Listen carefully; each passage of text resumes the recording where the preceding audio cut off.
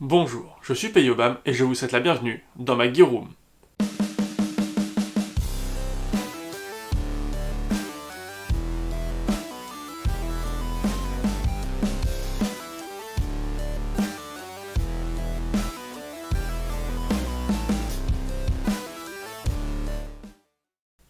Aujourd'hui, on se retrouve pour que je réponde à vos questions, donc pour la partie réponse de la FAQ sur les 500 abonnés. Encore une fois, je tenais à vous remercier. On est plus de 530 aujourd'hui, donc c'est vraiment très cool. Eh ben écoutez, je vais prendre les questions dans l'ordre, j'essaierai de les afficher à peu près par là, en dessous, sur le bureau, bref, on va s'arranger. Première question de Timothy Doisy. As-tu un passé militaire ou ops? Alors non, je suis pas militaire. La question s'est posée à moi il y a quelques années, mais j'ai fait d'autres choix. Une question de Dylan Lenain. Salut camarade, est-ce que plusieurs questions sont possibles? Alors oui, c'est possible, hein, n'hésitez pas pour la prochaine FAQ quand elle sortira. Si vous avez plusieurs questions, lâchez-en plusieurs, il n'y a pas de lézard. Si oui, je commence. Fais-tu partie d'une équipe et si oui, laquelle? Alors, je faisais partie d'une association qui s'appelle la RSAS, qui était basée dans le 91. Et du coup, aujourd'hui, j'en fais plus partie pour deux raisons. La première, c'est que j'ai déménagé. Donc ça aide pas, l'éloignement géographique est pas le truc le plus simple à gérer. Et en plus, j'ai très peu de temps entre le travail, la famille et maintenant la chaîne. J'ai assez peu de temps pour aller jouer. Et du coup, le temps que j'ai pour jouer, je préfère aller faire une petite dominicale et profiter de mes potes et de cracher un peu de billes tranquillou bilou, plutôt que d'aller driller. Voilà. L'association se dirige vers du milsim, donc il passe plus de temps à driller qu'à jouer. Et du coup, bah moi, ça me correspond plus aujourd'hui. Dans quel coin région joues-tu? Alors aujourd'hui, j'habite dans la région de Chartres, en Eure-et-Loire, donc juste en dessous de la région parisienne. Et donc je joue dans tout le sud de la région parisienne. Et du coup, on va dire au nord d'Orléans. Milsim ou Airsoft du dimanche? Je vais dire que les deux m'intéressent. Dans le milsim, il y a des choses que j'apprécie, des choses qui me gênent. Donc je vais commencer par les trucs qui me gênent dans le milsim. Pour moi, l'airsoft, c'est un loisir. Et de ce fait, la sécurité doit être une priorité. Et je trouve que dans le milsim, il y a des comportements ou des choses qui se font qui ne sont pas en adéquation avec ma philosophie et en tout cas qui ne sont pas en adéquation avec la priorité, c'est la sécurité. Typiquement, menotter des gens dans le dos, pour moi, c'est tout sauf sécuritaire. T'as le droit de les menotter devant, voilà, parce que si jamais ils tombent, ils peuvent se rattraper. Derrière, dans le dos, ils peuvent rien faire. Et on a déjà vu des vidéos de mecs menottés dans le dos où les gars le faisaient courir. Et les trois se bûchent, le mec, il a la tête en sang, il a perdu des dents de mémoire, ou je sais pas, bon bref, t'as juste pas envie, quoi. Donc voilà, ça c'est le genre de choses que moi j'apprécie pas dans le milsim. Et même au niveau vestimentaire, la simulation militaire implique qu'on n'est pas aussi libre qu'on le voudrait de sa tenue, et en particulier de ses protections. Et du coup, moi c'est quelque chose qui me gêne. Alors après on peut s'adapter, mais voilà, c'est quelque chose que j'ai un peu de mal. Et par contre, ce que j'adore dans le milsim, c'est les règles de touche. Il y a un vrai intérêt à porter des protections balistiques, voilà. Et du coup après c'est un vrai choix à faire. Est-ce que je prends des fausses plaques balistiques mais qui ont un poids qui s'approche du réel, hein, voilà, parce que c'est pas juste avoir un gilet, c'est avoir un gilet lesté qui compte. Et du coup, si j'ai un gilet lesté, je gagne le droit d'être touché une fois dedans ou deux fois dedans suivant les règles, et du coup ça me permet de continuer à jouer. Mais par contre je suis plus lourd, donc je serai moins endurant. Et si jamais j'en prends pas, bah première touche et c'est out. Donc voilà, ça c'est vraiment quelque chose que je trouve super intéressant dans le milsim. Et bah les airsoft du dimanche, personnellement j'aime bien en fait, hein, aller jouer, que ce soit en forêt ou en bâtiment, cracher un peu de billes, faire des mouvements un peu cool, enfin vraiment c'est un peu sympa, moi j'aime bien les deux. Penses-tu faire une vidéo sur ta Gear Room? Bon bah c'était mercredi dernier, donc si vous l'avez pas vu, n'hésitez pas, le lien sera en description. Une vidéo de Rico. Quelles sont les meilleures répliques pour démarrer? Rapport qualité-prix fun. Alors je vais distinguer, en fait on va faire un espèce de spectre. Il va y avoir le jeu en CQB et le jeu en forêt. Et ensuite on va avoir aussi l'aspect réaliste ou pas. Si jamais vous voulez jouer en CQB et que le réalisme vous importe peu, pour moi un ARP9 c'est génial. Assez court, ça marche bien, le prix est contenu, les chargeurs sont pas très chers. Si jamais en sortie de boîte ça tape un peu fort, petite downgrade pour le passer à 280-300 fps, vous n'avez pas besoin de pistolet, C'est un petit invest, vous pouvez prendre le chargeur drum si vous n'en avez rien à péter, et du coup vous avez une réplique, un chargeur drum, et vous pouvez y aller à poil quoi. Donc ça c'est vraiment cool. Maintenant si vous voulez jouer CQB et réaliste, une petite M4 courte, un MP5, ça fera largement le café. MP7, je trouve que le prix est un peu cher, même le prix des chargeurs est relativement conséquent. Donc c'est pas quelque chose que je préconiserais pour un débutant. Mais une petite M4, il y en a à foison, 10 pouces, 5 pouces, enfin vous trouvez toutes les tailles. Et du coup ça peut être pas mal pour débuter, il y a tous les prix. On peut prendre du pas très cher et l'upgrade au fur et à mesure, prendre un truc un peu plus quali. Voilà, il y a vraiment de quoi faire. Et maintenant si on joue en forêt, globalement je vais rester sur du classique, hein, M4 AK, suivant l'esthétique que vous préférez. Mais voilà, vous avez des longueurs de canon qui sont respectables. Et vous avez pas mal de choix, énormément de choix même, et pas mal de pièces d'upgrade, donc il y a de quoi vraiment faire. Et puis au niveau des porte-chargeurs et du gear, c'est relativement facile à trouver, donc ça aide pour commencer. Une question de Gaël. Bonjour, avant tout GG à toi, et je voudrais savoir ton avis sur la marque D-Boy. Double barrel maintenant, merci à toi. Alors pour ce qui est des répliques, moi, c'est très loin d'être ma spécialité, hein, je suis vraiment pas calé dessus, mes répliques je les achète pour globalement l'externe, et ensuite je les fais upgrader par des gens qui s'y connaissent, moi c'est pas mon cas. Et puis voilà, moi tant que ça marche, j'y touche pas, et quand ça marche plus, je le dépose, je le fais me réparer, et je le récupère. Voilà. Donc je suis pas un expert des marques, en plus j'en ai jamais eu entre les mains de double barrel, donc je pense que soit Ding, Chavez de l'Entre du Dingo, ou peut-être même Chef Pampan, pourrait avoir un avis qui soit un peu plus pertinent que le mien là-dessus, donc je me prononcerai pas. Une question de Sébastien. Quels sont pour toi les accessoires utiles sur des répliques et celles qui sont complètement gadgets? Bravo pour tes 500 abonnés, merci. Alors, si jamais vous avez un pistolet, dans ce cas-là, il vous faut une sangle sur votre réplique principale pour pouvoir faire des transitions. Voilà. Ça c'est basique. Si jamais vous n'avez pas de pistolet, la sangle n'est pas obligatoire. Ensuite, on va différencier deux choses. Est-ce que vous jouez en forêt ou en CQB? Est-ce que vous jouez de nuit ou pas? Si vous jouez en forêt 2 jours, il n'y a rien besoin. Moi j'ai joué longtemps avec une AK, la seule chose qu'il y avait dessus c'était une sangle, mais organe de visée mécanique, pas de poignée, rien du tout, et ça marche très très très bien. En forêt il n'y a pas besoin de tout ça.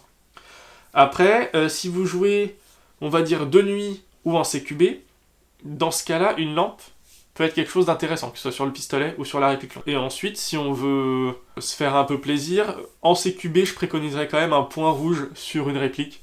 Ça aide à avoir une bonne acquisition et une acquisition qui soit un peu plus rapide. Mais voilà, c'est les trucs que je trouve vraiment intéressants.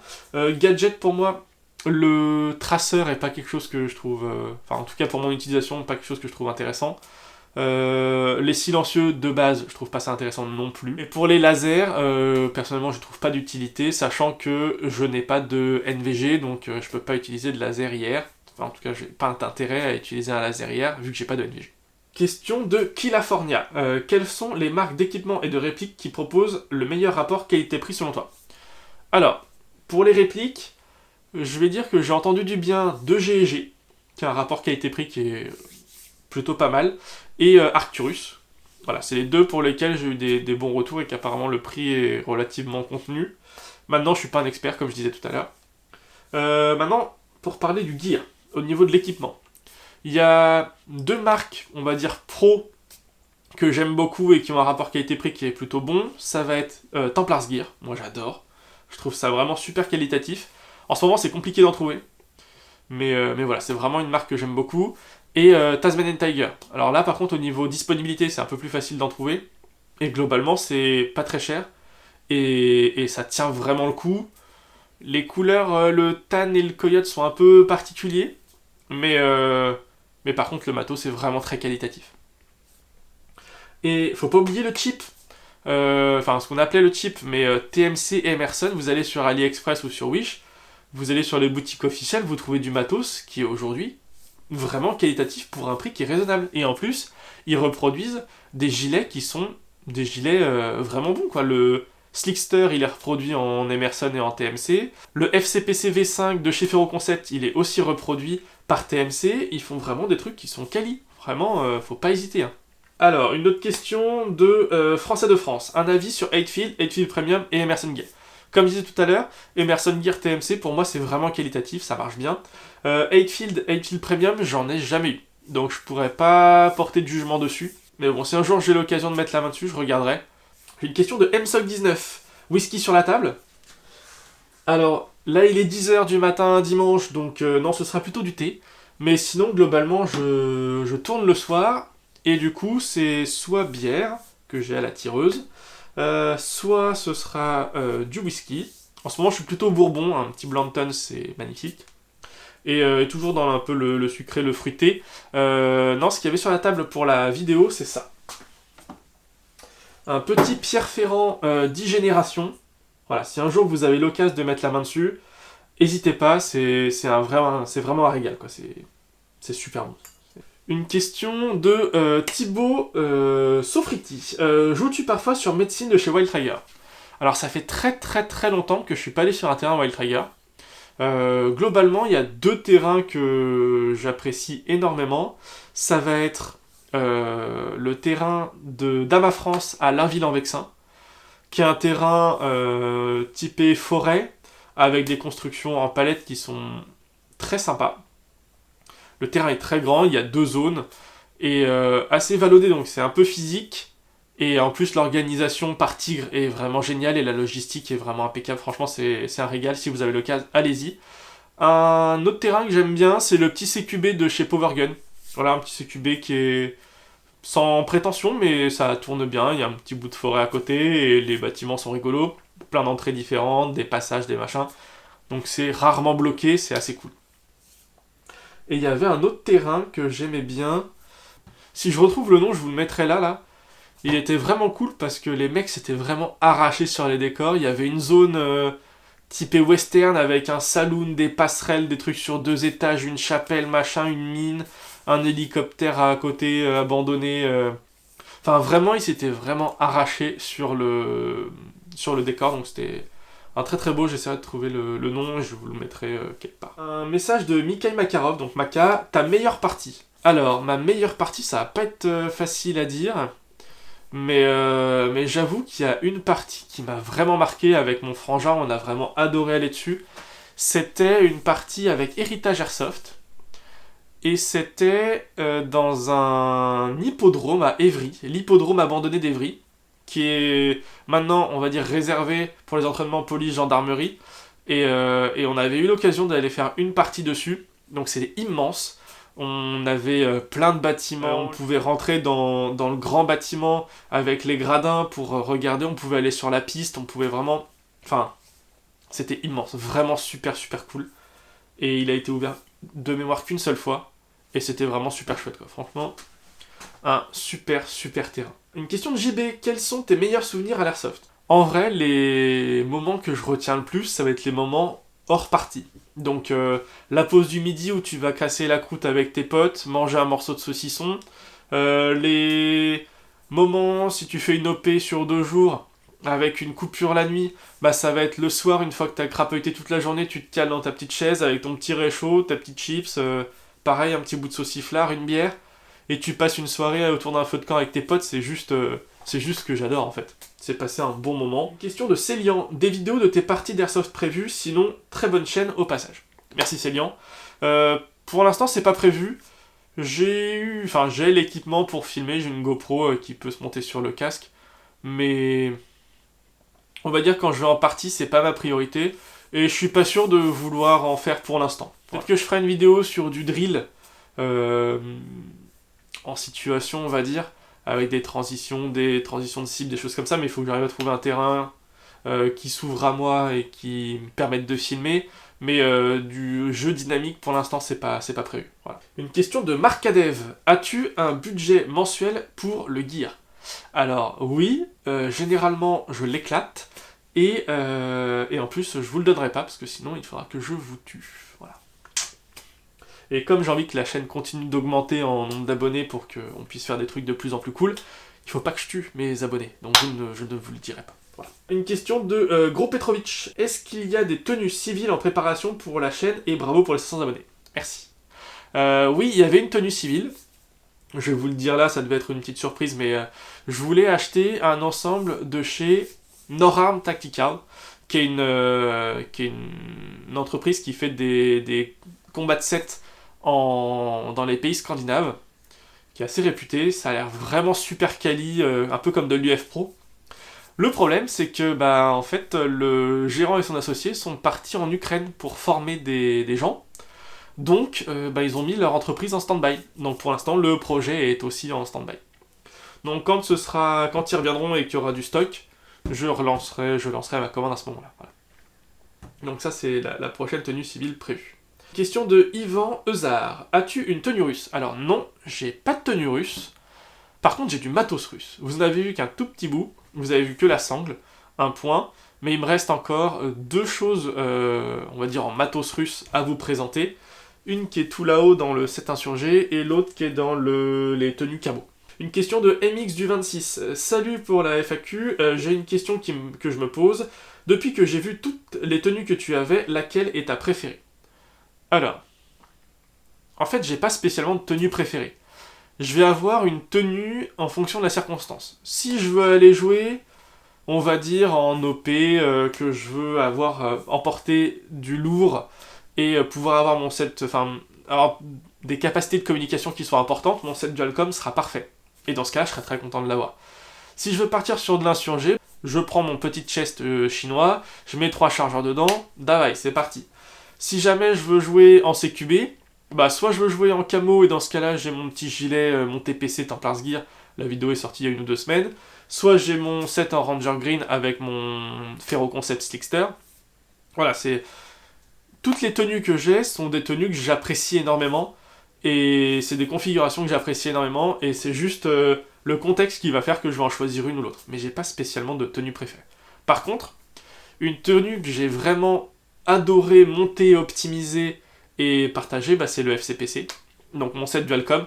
J'ai vraiment pris énormément de plaisir à le créer. Voilà, ça c'était vraiment un truc que j'ai vraiment kiffé. Une question de Chef Pampan, donc Thomas. Ta meilleure réplique? Comme pour les sets, je les adore toutes. Pour le CQB, mon MP7 c'est vraiment un régal. J'adore cette réplique, c'est super maniable, c'est tout petit, c'est vraiment un régal. Pour aller en forêt, j'adore mon HK416. C'est vraiment une réplique que j'apprécie énormément. Surtout que là maintenant j'ai mis le petit L4 dessus, donc pour aller en forêt ça va être nickel. L'AKS74U, je l'adore. C'est métal, c'est solide, c'est le bois, il est magnifique. C'est vraiment une réplique que j'aime énormément.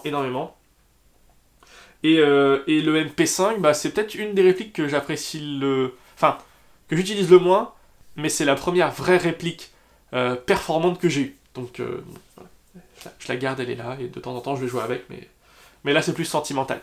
Une question de Sirius ENL. Ta réplique de points rêvée. J'ai acheté l'AKS74U pour une chose, c'est qu'elle m'a toujours fait rêver parce qu'elle est dans James Bond GoldenEye. Au tout début, James Bond infiltre une usine d'armes russe, et en fait on le retrouve avec un AKS74U, et j'ai toujours trouvé cette réplique magnifique. Donc j'ai toujours voulu l'avoir, maintenant je l'ai en EL, et splendide. Et du coup, ma réplique de point rêvé, ce serait un Walther PPK. Voilà. Pour aller avec. Donc je sais pas si quelqu'un connaît une réplique de Walther PPK qui soit performante gaz ou CO2. Mais si quelqu'un connaît une de performante et qui ne soit pas full plastique, voilà, j'aimerais un truc qui soit vraiment full métal, qu'on puisse pourquoi pas bronzer ou voilà. Pour vraiment faire un truc de très joli. N'hésitez pas à me le mettre en commentaire. Je serais très très content d'en acheter une. Une question de Julien DVE. Partenariat à venir ou featuring? Alors j'ai lancé quelques bouteilles à la mer pour les partenariats, en particulier avec Scarabée Airsoft parce qu'il commence à avoir du matos vraiment intéressant, et avec Tiger Taylor. Pour l'instant j'ai pas eu de réponse positive dessus. C'est un peu dommage, mais c'est comme ça, c'est le jeu, nous ne sommes pas assez nombreux pour l'instant. Mais j'espère qu'un jour ça pourra changer. Voilà. Et en featuring, il y a des youtubeurs avec qui j'aimerais bien faire des vidéos. On a commencé à en discuter un petit peu avec Chef Pampan, je sais pas si ça se fera un jour. Mais j'aimerais bien faire une vidéo avec Chef Pampan. Il faudra juste qu'on arrive à se trouver un sujet qui vaille le coup, parce qu'on est à 5 heures de route l'un de l'autre. Donc c'est quelque chose qui s'organise, il faut vraiment que ça rajoute quelque chose, quoi. Et après, forcément, avec Ding Chavez, j'aimerais bien faire quelque chose. J'aimerais bien faire une vidéo avec Ding Chavez. Et pourquoi pas aussi avec Neo035, je pense qu'il y a des choses un peu chouettes à faire. des petits mix ancien matos, nouveau matos qui pourraient être très très très cool à faire. Sébastien, j'ai une question de Sébastien Rat et de Maxime Max qui se rejoignent. Prochaine réplique que je vais acheter. Eh ben écoutez, c'est une très très bonne question parce que surprise motherfucker. Voilà, une petite AK-74 de chez E&L. Donc oui, le bois a un peu morflé, mais bon, ça lui donne du cachet, on va dire. C'est lourd, c'est costaud, c'est magnifique. Franchement, j'adore. Donc merci Marie. Hein. Même si ça a mis 2 semaines à venir, tu y es absolument pour rien. Mais c'est le genre de réplique que j'adore. Voilà, full bois, il n'y a rien qui bouge, c'est costaud, ça... Voilà, ça fait rêver ça. Donc voilà, la petite nouvelle. Donc une question de Snatch. Ma question est la suivante. L'élaboration de tes tenues dites civiles sont-elles postérieures à celles typées milsim et ne sont-elles pas plus difficiles à concrétiser? Keep on. Alors, je vais retracer un peu mon parcours, ce sera un peu en réponse aussi avec la question qui va arriver après, mais j'ai commencé l'airsoft avec un P90 Marui et un gilet Blackhawk Omega Medic. Donc grosso modo Stargate, tout ça, toi tu sais. Mais voilà, j'ai commencé avec ça. Et puis bah le P90 n'était pas spécialement très très performant. Les chargeurs c'était un peu la croix et la bannière. Bref, j'étais pas très satisfait de ce que du matériel. Et j'ai même commencé aussi avec PX4 Marui. Et du coup j'ai revendu les deux. Et j'ai acheté le MP5, qui était ma première réplique performante. Et du coup, je suis passé en gilet, donc j'ai eu un JPC de chez TMC ou Emerson, je ne sais plus, qui était plutôt quali, c'était plutôt costaud. Et après, j'ai eu un gros Siras Bulldog Tactical, qui était beaucoup trop gros pour moi. Et après, je suis passé sur le TPC de chez Templars Gear, qui était vraiment mon premier gilet extrêmement qualitatif, que j'ai toujours d'ailleurs et que j'adore. Donc, donc voilà. Et ensuite, j'ai eu mon chest rig à stratégique, le D3 CRM, puis le Ferro Concept Slickster, et enfin le CPC. Donc voilà. Le TPC est antérieur. Ensuite, j'ai eu du civil, avec même les petites chests, on va dire chinois, les choses comme ça. Et après, je suis repassé sur du multicam ou typé milsim, mais voilà un peu l'évolution et du coup c'est pas spécialement plus difficile à concrétiser aujourd'hui. Comme je disais tout à l'heure, on trouve des reproductions de gilets typés civil, que ce soit en Europe avec il doit y avoir du Templars Gear qui doit faire des choses un peu slim, il y a pas mal de marques qui font des gilets relativement slim. On peut retrouver ça pas cher chez du Condor, on peut trouver ça en Asie pour des prix vraiment abordables, donc c'est pas vraiment très compliqué. Un jean ça coûte 10 balles, voire 15 balles. Un sweat, il suffit d'ouvrir sa penderie, de retrouver un vieux, enfin voilà. C'est pas le truc le plus compliqué à faire. Pour moi, c'est même peut-être un peu plus simple. Une question de... Donc l'avant-dernière question, la question de Pingu. Quand as-tu commencé l'airsoft? Donc j'ai commencé l'airsoft de mémoire en 2014. Donc ça commence à redater un petit peu. Et d'où est venue cette passion pour le gear? Alors en fait, c'est pas une... Enfin, si, maintenant c'est une passion pour le gear, mais... À la base, c'est juste une recherche d'optimisation. Voilà. Quand je jouais, j'étais toujours frustré de me dire, mais pourquoi j'ai foutu ça là? Ça n'a pas d'intérêt. Quand je le sors, je suis pas dans le bon sens. Ou quand... voilà, ça... Mon objectif a toujours été d'optimiser mon matériel. Et du coup, il n'y a pas 36 solutions. Il faut passer par le gear. Et maintenant, j'adore ça. Mais, et puis avoir plein de tenues différentes, c'est toujours très cool. Pour pouvoir varier un peu les plaisirs. Mais voilà, c'est venu un peu de là, je pense. As-tu prévu de faire une petite vidéo de la même façon que ta vidéo sur la tenue inspirée de la Delta Force de la bataille de Tora Bora, avec d'autres inspi, par exemple Bulomarer 2013 à plus? Je pense que je vais faire une ou deux vidéos dans cette optique-là, on va dire, de s'inspirer d'une tenue de visuel et d'essayer de faire ça avec, pas dire les moyens du bord, mais voilà, de s'en approcher sans pour autant être 100% authentique ou 100% accolé au réel, parce que c'est... Déjà, ça peut être très cher, et en plus, c'est pas spécialement ce que je recherche. Moi, ce que je veux, c'est pouvoir tester du matos de différentes, on va dire, époques ou styles, mais pas être dans la chaussure, le laçage, il doit pas être fait comme ça, parce que sinon, c'est pas authentique. Voilà, j'en suis pas là du tout. Donc maintenant, ce que je voudrais vous proposer... Alors, pour Bulow-Marère, pour l'instant, je pense pas que ce soit quelque chose que j'enquille tout de suite. Pourquoi ? Parce que ça reste un porte-plaque. J'en ai déjà 3. J'ai pas envie d'en rajouter un tout de suite à ma collection. Donc je pense que ça viendra, si ça doit venir, ça viendra plus tard. Mais pourquoi pas, oui. Et puis je vous mettrai pas de photos du matos Bulow-Marère. Parce que les photos qui sont disponibles sont des photos, on va dire, des terroristes. Donc on voit la dépouille malheureusement du soldat français décédé et de son matériel, donc je vous les posterai pas là, mais voilà. Pour l'instant, je pense pas la faire, même si j'ai déjà le MP7 et pourquoi pas le JPC, ça pourrait être envisageable, mais je suis pas sûr que ce soit la chose que je vais faire tout de suite. Maintenant, ce que je vous propose, bon, je suis un boomer, donc je sais pas si j'arriverai à faire un sondage en commentaire. Si j'y arrive, tant mieux, sinon vous le laisserez en commentaire, ce sera cool. Mais je vais vous proposer 2 ou 3 tenues, à vous de voter, et j'essaierai de la construire au fil des épisodes. Voilà. Donc la première, ça va être forcément une tenue un peu inspirée de Black Hawk Down, donc des Delta Force. J'essaierai de vous mettre 2-3 photos qui défileront à peu près, je sais pas où encore, on verra. Mais voilà, ça peut être une tenue un peu cool à monter. Une autre tenue qui pourrait être sympa, c'est une tenue sur l'opération Eagle Claw. Et là, les mecs sont vraiment badass, encore plus anciens, et ça a vraiment moi je trouve que ça a vraiment énormément de gueule. C'est assez simpliste, assez minimaliste, mais ça peut avoir un peu de cachet.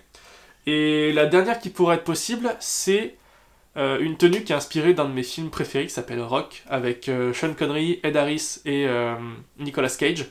Et c'est la tenue des méchants, donc avec le camouflage, on va dire, urbain des années 90 US, avec un petit gilet de combat, je mettrai aussi des photos, mais ça peut être très stylé.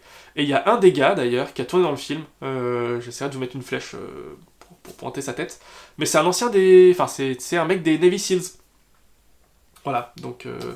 Et si je dis pas de bêtises, c'est un des gars qui était instructeur à la formation de Robert O'Neill, donc l'opérateur. Et du coup, oui, petite info, aussi si jamais vous voulez aider la chaîne. Voilà, je fais pas de Tipeee, je fais pas de rejoindre, de machin, de truc. Si vous voulez aider la chaîne, vous pouvez, en me contactant en message privé, si vous avez l'extrême gentillesse de le faire, c'est, si vous commandez du matos, le faire livrer chez moi, j'en fais une revue, donc un déballage, premières impressions, etc. Et je vous le renvoie. À mes frais, évidemment. Mais ça pourrait alimenter la chaîne en matériel sans que je me ruine tous les mois ce que je fais en ce moment. Et voilà, ça pourrait être une solution. Vous me l'envoyez, de toute façon, vous avez mon adresse. Donc si jamais il y a un souci, vous venez chez moi et vous me mettez une tatane, mais normalement, il n'y aura pas de problème. Et généralement, je tourne mes vidéos toutes les semaines, donc ça arrive chez moi, la vidéo est faite dans la semaine, je vous le renvoie. Faudra patienter un peu pour récupérer votre gear adoré, mais c'est quelque chose qui pourrait être envisageable si vous avez envie de le faire. Surtout, n'hésitez pas, contactez-moi et on s'arrange un truc comme ça. Et dernière question, la meilleure question du monde, c'est qu'en fait j'étais en train de récupérer vos questions, je faisais des petits prints écran de vos questions, je les mettais dans un fichier Word, et un soir je suis revenu sur mon fichier Word et il y avait la question de ma femme qui était c'est quoi ton 07 BG ? La réponse est très simple. Désolé, je suis un boomer, j'ai un 06. Voilà. Merci quand même. Bon, sur ce, j'espère que cette vidéo vous aura plu, qu'elle aura répondu à vos questions. N'hésitez pas à lâcher un like, un commentaire, à partager, à vous abonner, à activer la cloche de notification, les réseaux, tout ça. Si jamais vous voulez rejoindre le Discord, n'hésitez pas à me contacter en MP aussi. Je vous rajouterai, ce sera avec un immense plaisir. Et puis voilà, je vais vous quitter avec le bébé dans les mains, mais voilà. Voilà, moi et mon nouveau joujou, on vous dit que la roue du forçage est maintenant terminée, c'est tout pour moi, fin de communication.